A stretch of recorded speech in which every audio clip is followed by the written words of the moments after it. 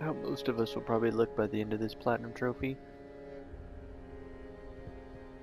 Hello everybody, Mr. Pilgrim here, coming at you with a brand new platinum trophy guide video for Dark Souls 3. Woo! Now, for everybody wondering why I haven't done this sooner, it's because I absolutely hate Dark Souls 3's platinum trophy, as there's so much grind. It is ridiculous. However, I'm still going to try to do my best to help you guys out, making a platinum trophy guide for more solo-esque people rather than people trying to do this with friends. First thing you want to do to make your life easier is go into systems, go over all the way to network, and then play offline.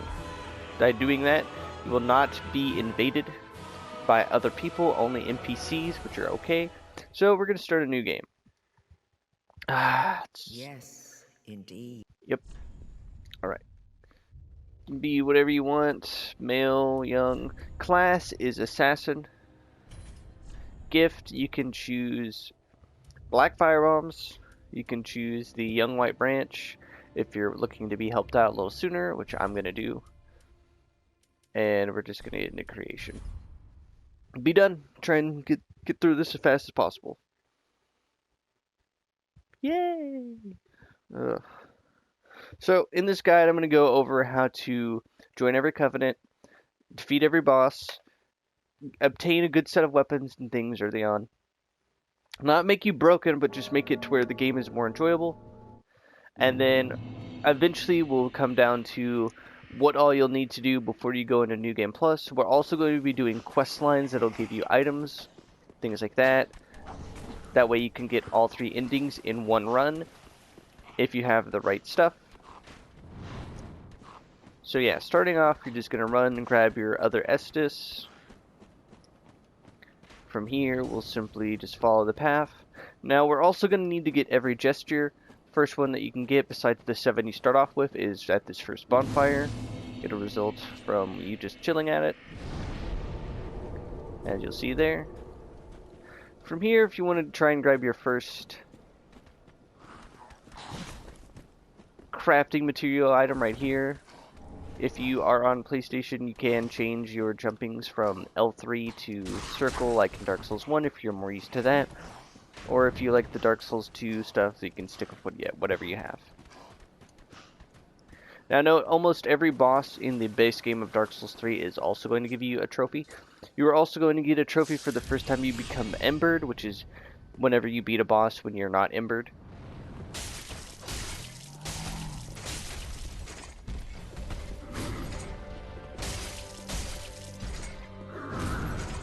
Udex Gundyr is a pretty straightforward boss fight. Trying to parry in this game is something I remember I should not do.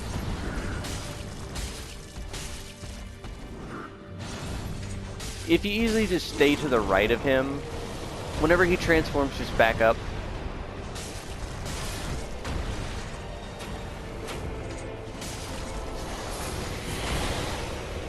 But he's, like I said, just staying to the right of him will make this fight so much easier.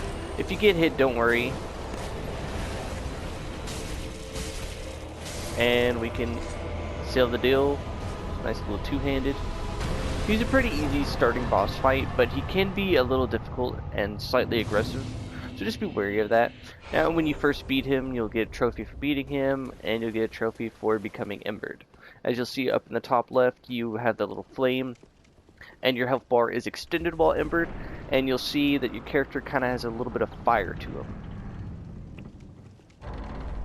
Dark Souls 3 is slightly different in many ways from the others, as the parrying system is a little bit more skill-based in terms of knowledge of characters and stuff like that. So if you come up here into Firelink Shrine, if you come over here to the right from the entrance and talk to Hawkwood a couple of times, he'll eventually give you the collapse emote. From here you can also put the coiled sword in.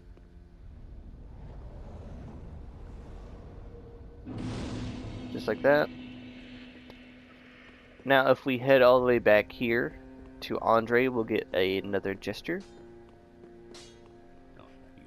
What you simply want to do is talk to him. a couple times, he'll give you the hurrah gesture.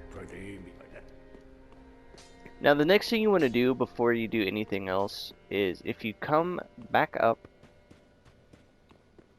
and then head around to the upper right area, we're going to do what almost everybody who's played Dark Souls 3 knows about. That is the tree skip. By running up and then jumping off. Almost had it first try, that would have been great. You could easily, if you flick at the last second to the right while you push down on your L3, you can jump. Now we're going to get our third gesture, pick up an Estus Shard, which is really nice. We'll grab the shard first, since it's right here. Now if you come into your options menu, drop one of these homeward bones that we just got. You'll get the call over gesture, and you'll also get the iron bracelet, which is the Solaire armor piece. Now if you come through that illusory wall, drop down, grab this chest, you'll get a ring which will give you more souls. In general, I believe it's like 10% more. Now we can officially come back down and spend our souls. Now, one thing I recommend doing right now, so you just don't forget, is coming to the Handmaiden, purchasing a dagger and a torch. That's it. Just purchase those two things and talk to our Firekeeper and finally level up. You can choose whatever you want to level up. I recommend doing Dex. Just get it to 16. Be done. Now we can finally warp to the next area. When I first started Dark Souls 3, I had no idea where to go to from here because I didn't realize that the game just gave you warping from the start. But you'll see we only have one other bonfire to go to, and that is the High Wall of Lothric. Yay!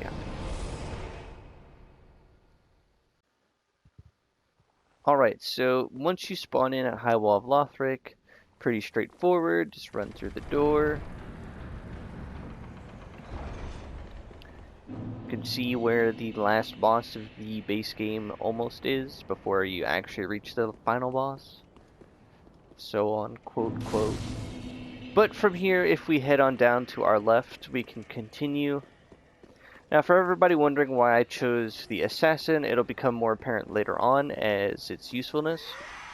But if you run up here and follow the path I take, if you take out this guy right here, then he will stop the other enemies from becoming aggroed onto you. If you drop down here, you can then grab this gold pine resin, which I recommend you immediately equip.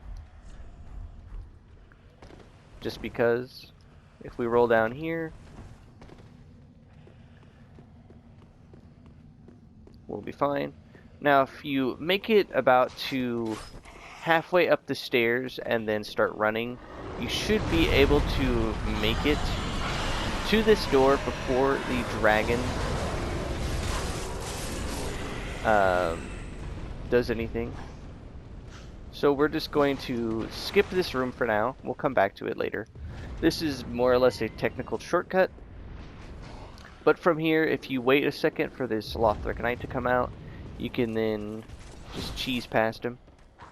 We run up here to our right, you'll get the next bonfire. I recommend just running past it for a bit. Come back here and you'll grab the next Titanite Shard. Then this should allow the night to reset, so then we can light our bonfire. If you need to, you can just rest there to reset the enemies. If you're feeling brave, then you don't have to. I recommend coming onto this ledge, grabbing these fire bombs, and equipping them. You'll see. Now if you switch over to them, it'll make this next part a little bit easier. So if you come down here, two-hand your weapon, drop down, come over here. You don't have to grab this item if you want to, but I recommend running past, coming around to the far side, throwing fire bombs at this crystal lizard. Come on. And with a good R2, it should be finished, and you'll get a raw gem.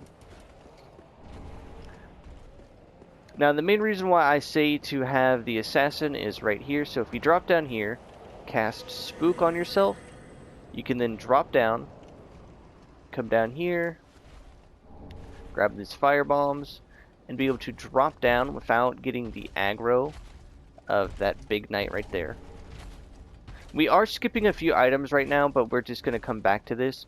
The reason why I'm doing this is simply for the sake of opening up as many shortcuts as possible for you. That way if, you know, you mess up, then you're not getting as punished as much. Kill these two enemies. And from here, if you run up these stairs, you'll open up this elevator shortcut, which will lead back to the first bonfire of the high wall. So instead of going left, you would go right. And then once you're down the stairs, it'll be on your left. Locked behind this hidden door. So now we can go back. If you want to grab these items right here, you can. It's just some throwing knives. Nothing special. But we're almost on to our next two trophies, which will be... Ooh.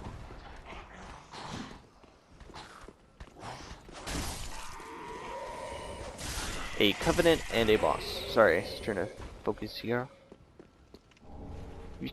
The green blossoms are pretty nice. Now, if you want to grab a ring while we're here, you can. Since you'll need to get all the rings anyways, it'll be right across here. You can miss that jump, so do be careful. If you want to not take fall damage, just cast Spook.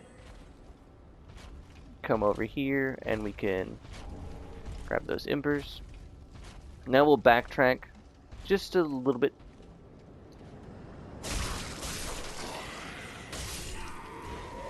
So if we climb back up this ladder, we'll end up back at the top where we dropped down, skipped.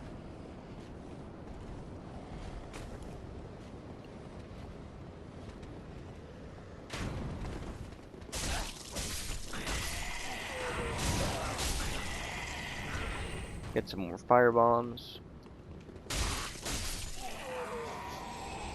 Now if we come over into this area here, we'll grab some items which we can use.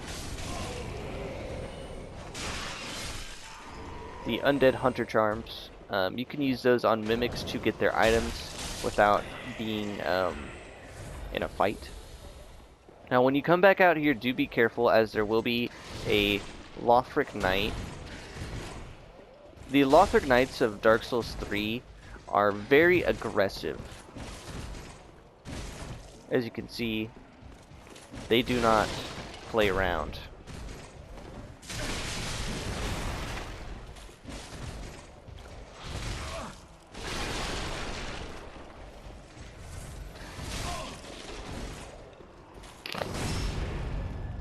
Being able to get a good backstab is always nice.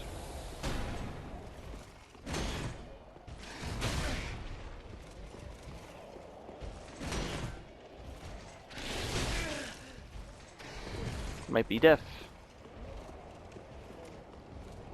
Cheesy? No.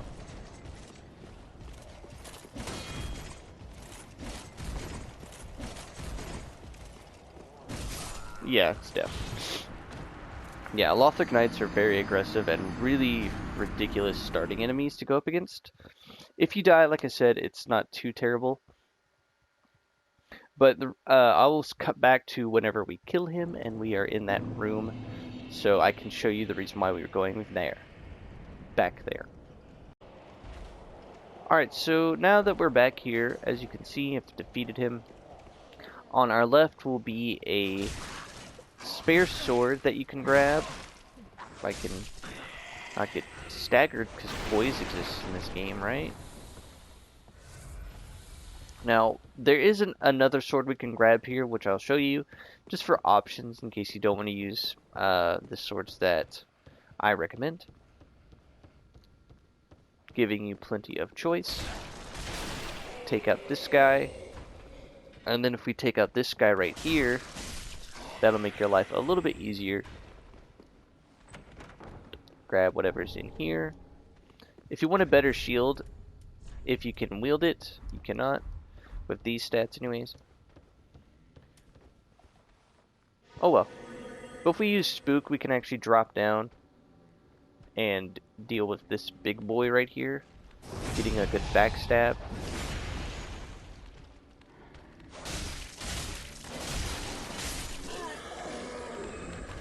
And if we deal with the dog, we'll be fine. Now from here, you'll see another big boy. It's fine. Come on.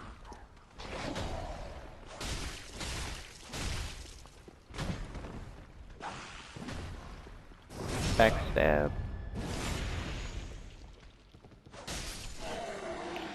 Now the main reason why we're coming into this room is, for one, we're grabbing another Untitled Shard. We're grabbing a Estus Flask Shard right here on the little anvil.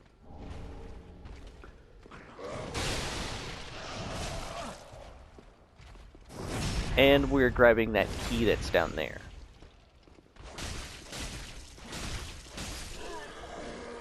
Make sure to heal up. There is a dog down here, so be careful. The reason why we're grabbing this key is because there is a person that we're going to free later on that'll give us a gesture. Now from here, if you want to simply come out onto this balcony, break these boxes, cast Spook, you can wait for this big boy to turn away and then drop down. There is an enemy down here, so be careful. Here we'll have another weapon, the rapier. Now in that one room, I forgot to mention, whenever you first walk in and there's that guy on the left, you can go over to the right and eventually drop down. Also, if you happen to have any embers, don't be afraid to use one right now. This will allow you to summon this NPC Lion Knight Albert. He is actually really helpful in this area. While you're waiting, you can get some more souls, so on and so on. So from here, what you want to do is, using Albert, come down here and you can aggro whichever one of these two knights that you want first. I recommend getting the standard boy instead of trying to get them both at the same time. Hopefully Lion Knight Albert will do something. If not, then we'll have to do it ourselves.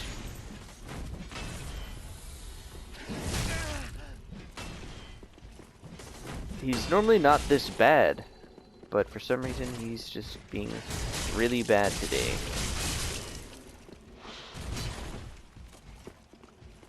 Come on. Don't know why that was so hard.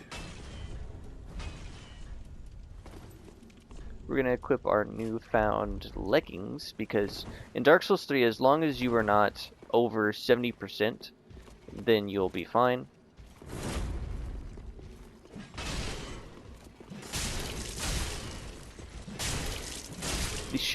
The spear and shields are always more annoying to me.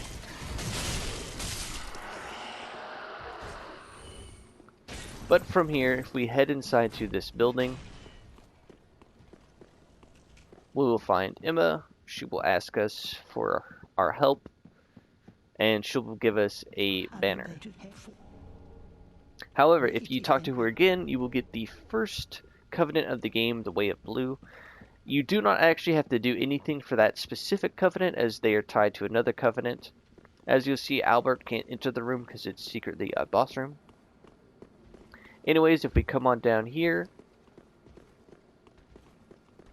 we will enter our actual second boss of the game, Vort. Now, I'm at pretty low health, and I'm probably not going to survive all that much, but I'm still going to try anyways, because this is Dark Souls. Now, before you get to the door, if you want to apply your lube, we can begin. Skip the cutscenes.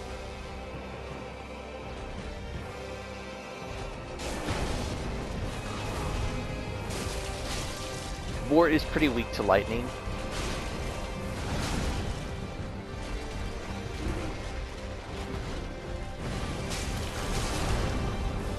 As you can see here.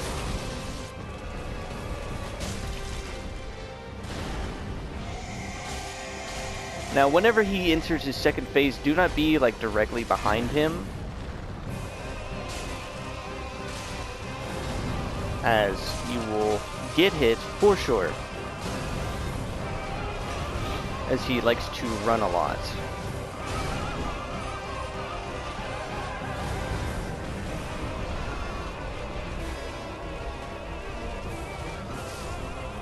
But yeah, we'll skip to whenever I kill him, just like I've done in Dark Souls 2.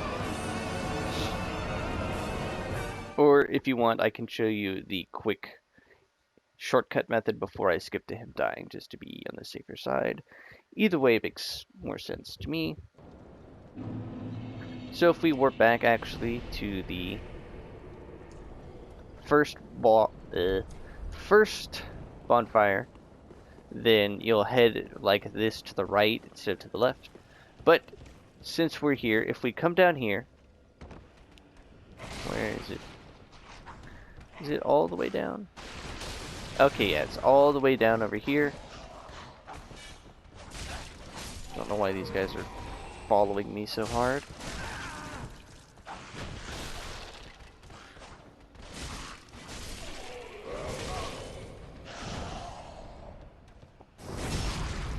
Being annoying, what they're doing. The main reason why we're coming down here is to use that cell key that we picked up. A free Titanite shard. It's going to save us time. Ah, okay, so yes, it is this way, I believe. Be careful, there's a guy in here who will throw explosive at you. Let's do that.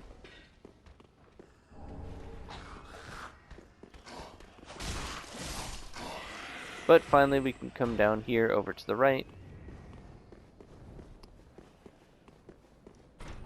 Use the cell key and free Grey Rat.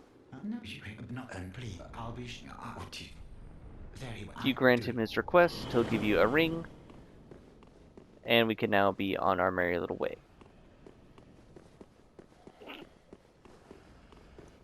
So yeah, as of now, I'm probably just going to cut to when Vort dies. So I'll see y'all when that happens.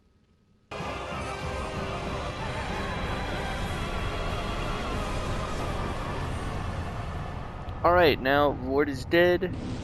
Now we can be on our merry little way.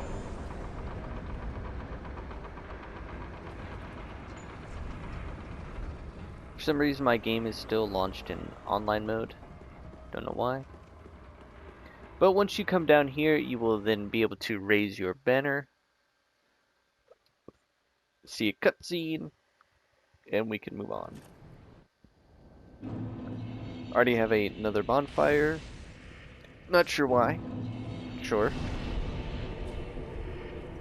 So before we end the first episode, the first thing that we're going to do before we're done here is if we can hop onto this little ledge. Spook. For some reason the dogs here do not aggro if you do not use Spook. But if we come over here, we can talk to our good boy Yol. Accept his service.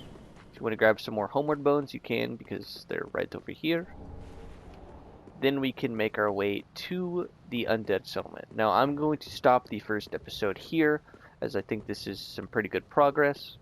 Try not to have these be too long. No, the first few episodes are more or less just going to be progressing through the game, not doing any specific item pickups or details. Just helping you get through the game first. And doing main quest lines, because you can always go back and pick up rings.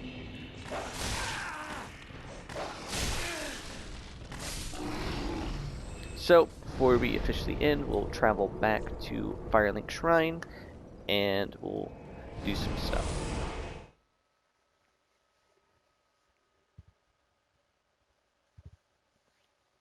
I'll also mention a few things that we can do now.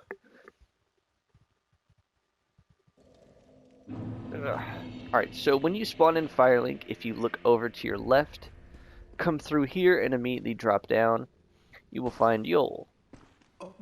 If you simply talk to him a couple of times, you'll get the beckon gesture. Now, Then shall at we Yule, open? you can draw out your true strength 5 times.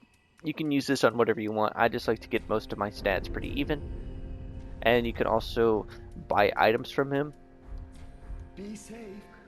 Now, if you're trying to maximize doing everything that you can while you can, then by all means, what I recommend doing is getting your hollowing up to a specific point.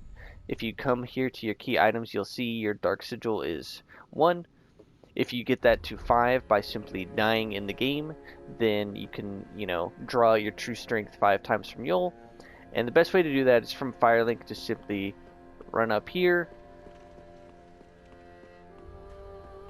and boom, do that 5 times. I'm not going to do it right now. If I happen to die before a certain point in time, then I will come back and do that. So yeah, that's how we're going to end the first video, is simply at here. Good progress. We don't have the main weapon yet, but you can see the importance of why we took our starting class is because of Spook. But this has been Mr. Pilgrim, and I will see you all in the next video. Small side note though, from the second bonfire, if you actually head back the way you came, ignore this Lothric Knight, and you come back through here, make sure you have the Undead Hunter Charms equipped. If you simply, come on, jump across, most enemies will not follow you in here except for maybe the one. Not sure what he's doing. But in here, there's a very specific reason why. If you see a chest and you see the chain like that on the right, it is a mimic. So if you throw a Undead Hunter Charm on it, it'll actually open up, and you can eventually pick up its item.